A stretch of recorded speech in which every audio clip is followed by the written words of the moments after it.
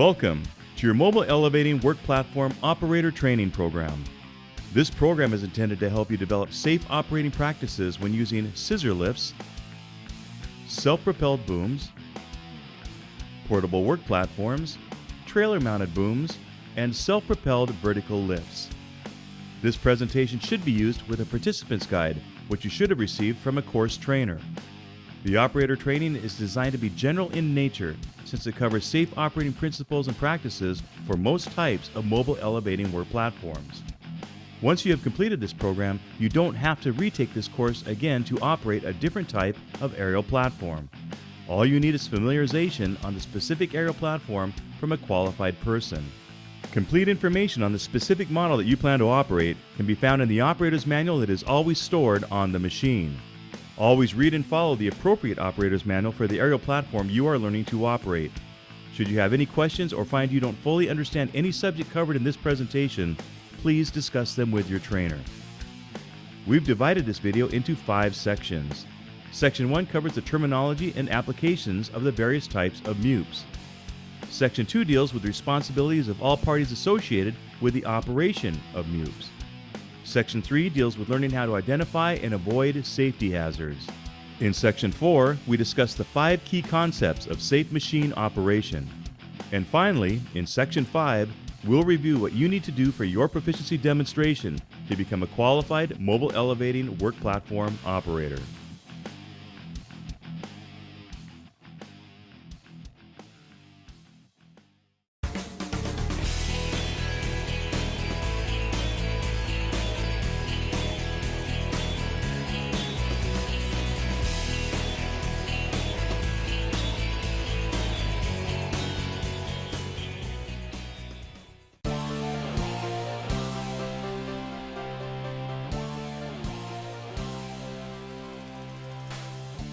MEWP is an acronym for Mobile Elevating Work Platforms.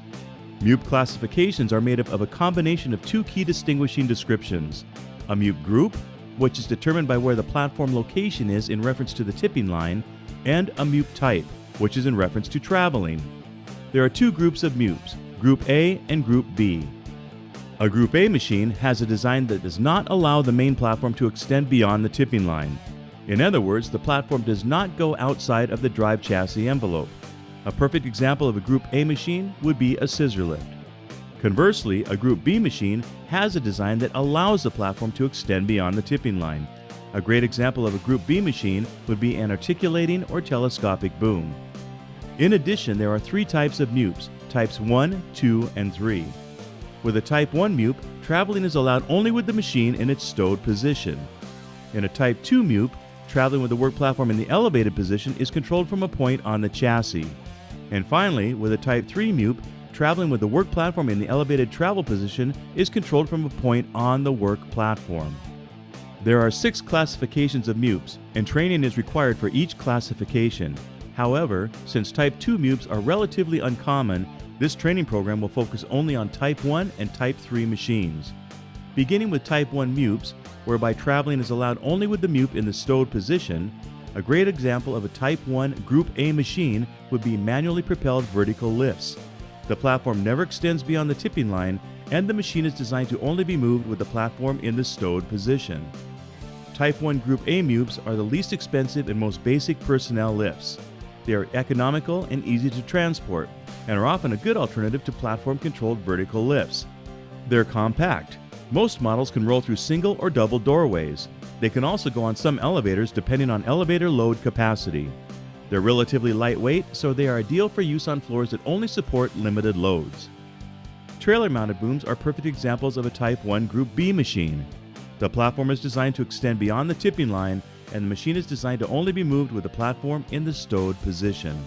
Stationary boom mobile elevating work platforms combine the up and over access of an articulating boom with the convenience of a built-in trailer.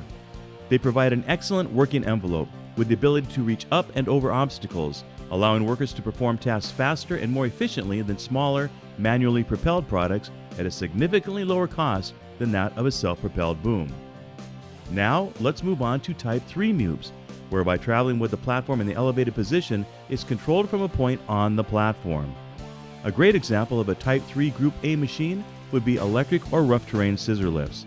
The main platform never extends beyond the tipping line, and machine travel is controlled from the platform controls.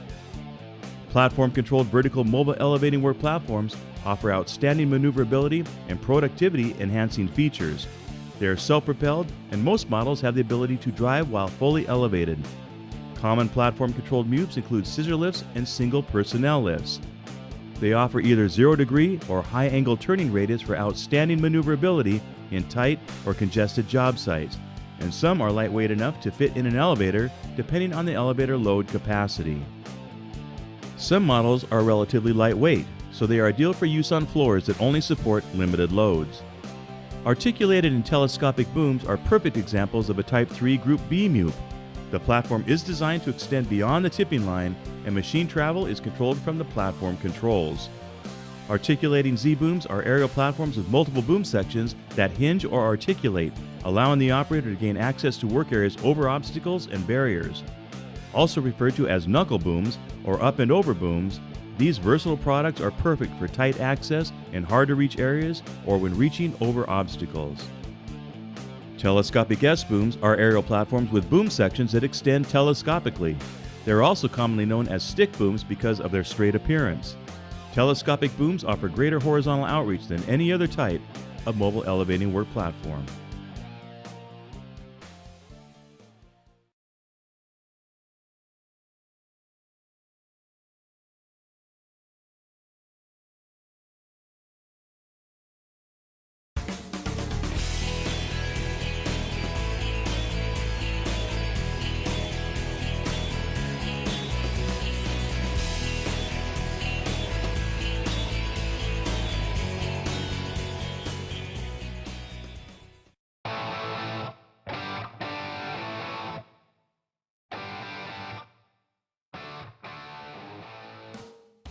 Standards organizations worldwide are calling for clear training on who is responsible for what when operating mobile elevating work platforms, commonly referred to as MEWPs. In the United States, the standards are established by the American National Standards Institute, or ANSI. The recognized standard for mobile elevating work platforms is ANSI A92. ANSI A92 standards are enforced by the Occupational Safety and Health Administration, or OSHA. Per ANSI A92, the user must designate a qualified person to monitor, supervise, and evaluate operators on a regular basis to ensure their proficiency. Examples of situations when retraining would be necessary include, but are not limited to, expiration of the operator's valid training period as determined by the employer, deterioration of the operator's performance, the operator's extended period of time with no operation of a MEWP, the operator's introduction to new or significantly different MEWP technology, or the operator has been involved in an accident or near-miss incident with the MEWP. Much like ANSI in the United States, the Canadian Standards Association, or CSA, has published Canada's governing standard, CSA B354, for mobile elevating work platforms, which also establishes the safety requirements related to the elements of design, operation, and maintenance of MEWPs. CSA B354 standards are enforced by OHS, which is similar to OSHA in the United States and other provincial authorities. Since each province has their own OHS, it's important to be familiar with those rules and regulations that apply to the safe operation and maintenance of the MEWP. Per CSA B354, the operator must be trained or retrained as necessary to keep the level of proficiency at an acceptable level. Examples of situations when retraining is necessary include, but are not limited to, expiration of the valid training period which shall not exceed 5 years, deterioration of proficiency, follow an accident or near-miss incident while operating or using a MEWP, a condition in the workplace changes in a manner that could affect the safe operation of the MEWP, or new MEWP technologies and working methods. In Europe, CE approval is required for MEWPs and training varies by country. It is generally offered in compliance with national regulatory requirements. Each MEWP that is shipped within the United States and Canada is supplied with a copy of the Manual of Responsibilities, which details responsibilities of dealers, owners, users, operators, lessors, lessees, and brokers. The Manual of Responsibilities is taken directly from the applicable ANSI standard and instructs each of the entities of their obligation. To begin, manufacturers are responsible for designing equipment that meets these recognized standards. The manufacturer also has responsibility to provide operational and maintenance instructions and to identify potential hazards associated with operating or repairing the machine. The dealer, who may rent or sell aerial platforms, should make sure the machines they provide are properly maintained and ready for use. The dealer is also responsible for offering appropriate training and familiarization regarding proper machine operation and safety. The owner of the aerial platform could be the dealer in a rental situation, or may have the responsibility of a user if they are directing operators to operate an aerial platform. It is the owner's responsibility to make sure that the manufacturer's operators and any other safety manuals are in good condition and stored on the machine. And, just like a dealer, the owner must properly maintain the machine to the manufacturer's specifications. The owner should always ensure that any personnel that they direct or authorize to use an aerial platform have received appropriate training and familiarization. The user, by definition, is the person or persons who are in the position of directing operators to use aerial platforms in their work. Most commonly, this is the employer. Like an owner, the user must provide appropriate training and familiarization and make sure that the operators and safety manuals supplied by the manufacturer are in good condition and stored on the machine. The user must develop a safe use program specific to MEWPs, which must include a site risk assessment and proper selection of a suitable MEWP, as well as a written rescue plan that ensures that all occupants in the platform receive training that explains procedures to follow if they fall and await rescue or witness another worker's fall. The user is responsible for only allowing trained, qualified, and authorized personnel to operate an aerial platform. The user is responsible for designating a qualified person to monitor, supervise, and evaluate operators on a regular basis to ensure that they have the skills necessary to do the job safely. The operator is the person who actually performs work using a MEWP. It is the operator's responsibility to check that the operators and safety manuals are stored on the machine and are always read and understood before operation. The operator is responsible for operating the aerial platform within the limits of intended use as defined by the manufacturer in the operator's manual and job site and government regulations. This includes avoiding hazardous situations, performing a visual pre-operation inspection, performing comprehensive function tests prior to use, performing a workplace inspection, and only using the machine as the manufacturer intended. The operator is responsible for reporting any problems or malfunctions that occur before or during operation. And finally, the operator must ensure that all occupants in the platform have a basic level of knowledge to work safely on the MEWP. In addition to these important standards, operators are subject to specific local, regional, and national workplace rules and regulations. So please, check with the appropriate safety organizations for specific information that would apply to you. Along with the operator's manual, a copy of the ANSI Manual of Responsibilities is included with every machine shipped in the United States and Canada. These manuals, and any other safety manuals provided by the manufacturer, are considered a permanent part of your machine and must remain with the machine at all times. Consult these manuals when you require specific information for your model of mobile elevating work platform.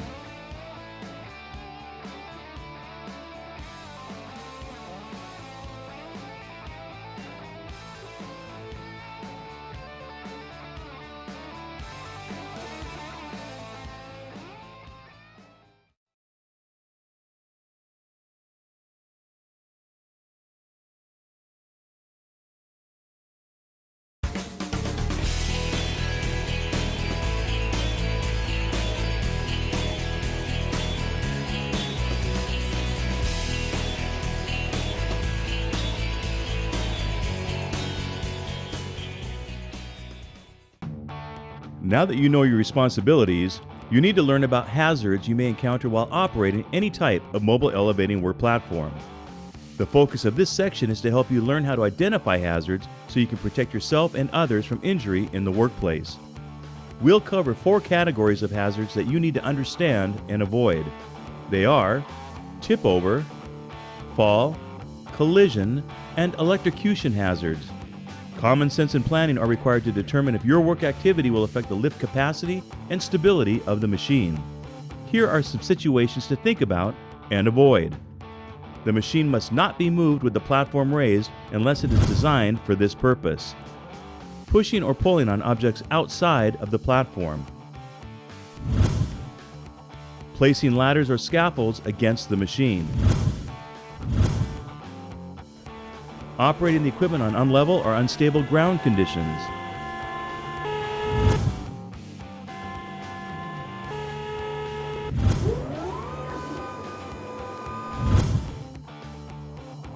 bad weather or windy conditions, unsafe numbers of people or too much weight in the platform. To avoid falling, don't sit, stand, or climb on the platform guardrails. Be sure to always lower the platform entry mid-rail or close the gate before operating. To avoid collisions, you should be aware of how and where the machine is moving. You must first perform a workplace inspection and identify and avoid ground and overhead obstructions. These machines are not electrically insulated.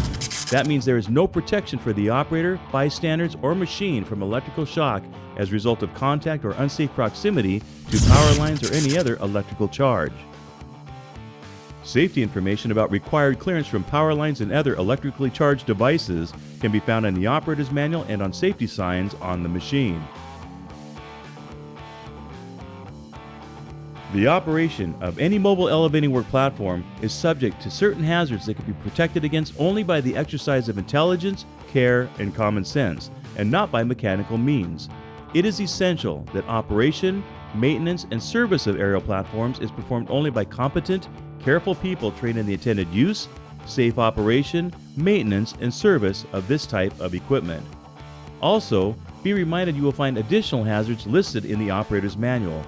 Always read and understand these before operating the machine. There are also more resources on the machine in the form of safety and instructional decals. The safety decals have the safety markings of danger, warning, and caution. The green or blue instructional decals indicate operation or maintenance information. Remember, if you don't follow all safety instructions and exercise safe operating procedures, serious injury or even death could occur. So please, always follow the instructions that the manufacturer has set out for both safety rules and operating instructions.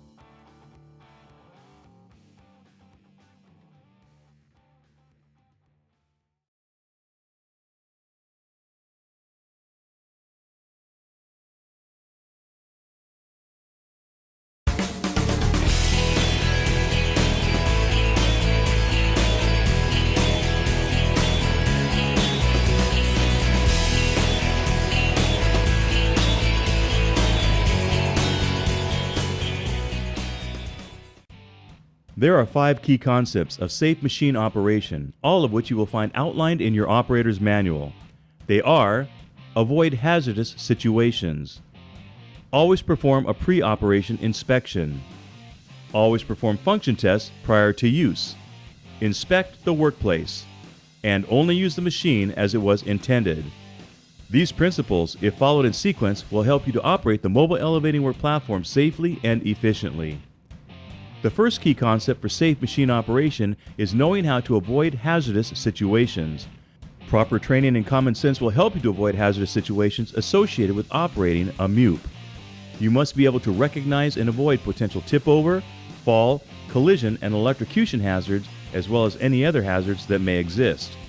It is critically important before you even get near the work environment or the machine to know what kind of hazards to be looking for. A second key concept for safe machine operation is the pre-operation inspection. This is important because very often you may not know if the machine has been damaged or modified or if it's been properly maintained.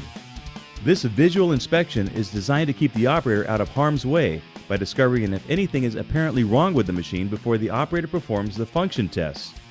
You're looking for things like modifications, damage, loose or missing parts, and hydraulic or other fluid leaks. Your operator's manual has a complete checklist of items you need to inspect. Let's look at a few examples that apply to MEWPs. Limit switches, platform condition,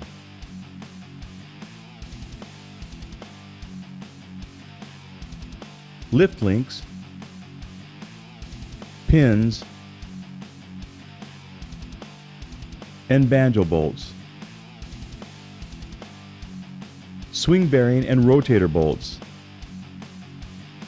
electrical components, hydraulic components, lift mechanism, battery condition, decals,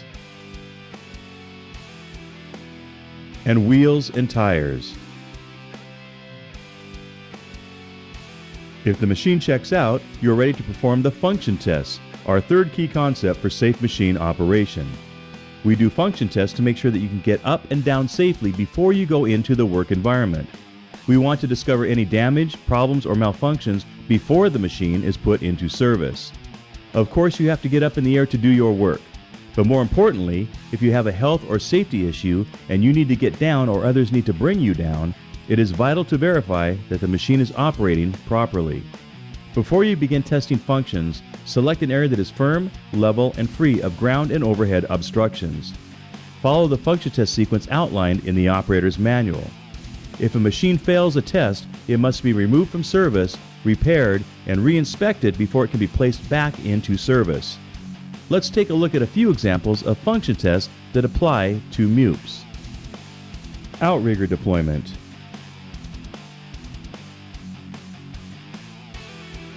Outrigger interlocks.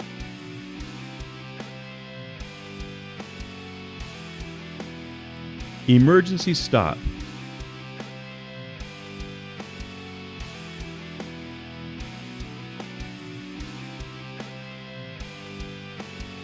Tilt alarm.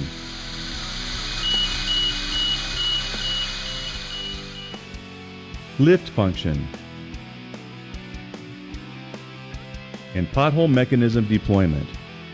The complete list of function tests is located in your operator's manual. Our fourth key concept for safe machine operation is the workplace inspection. Earlier, we learned how to identify some of the hazards that can be encountered on a job site, such as tip over, fall, electrocution, and collision hazards. Now, as you move on to the work site, you can see what circumstances will contribute to hazardous situations. If these hazardous situations present themselves, remember, it's your responsibility as an operator to identify and avoid all hazards and report them to your employer so that they can be properly addressed. Keep your eyes open for drop-offs and holes. Floor obstructions and hazardous locations. Overhead obstructions. Electrical conductors. Wind and unsafe weather conditions. Other workplace hazards are listed in the Operators and Responsibilities manuals.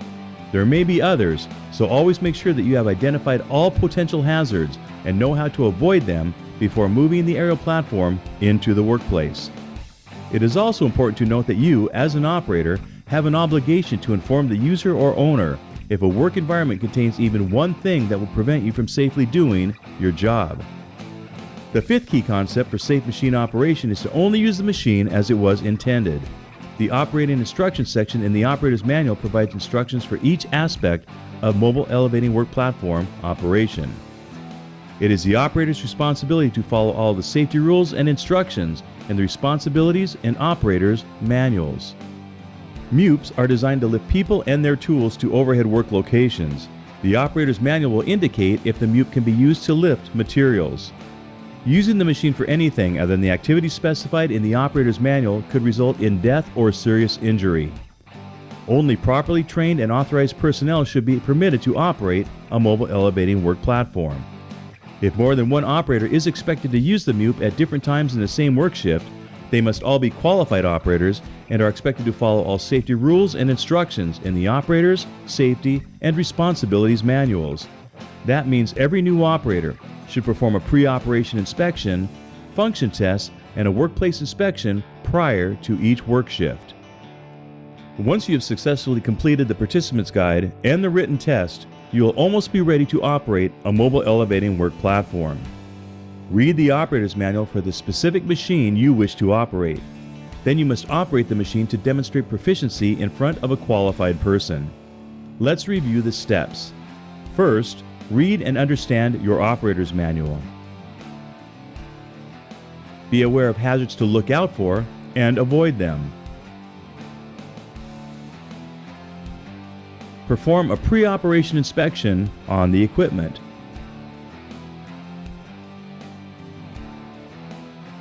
Perform function tests prior to use. Inspect the workplace for unsafe conditions and familiarization. And only use the machine as the manufacturer intended. We know you can succeed, but it's up to you. Thank you for paying attention, and be safe out there.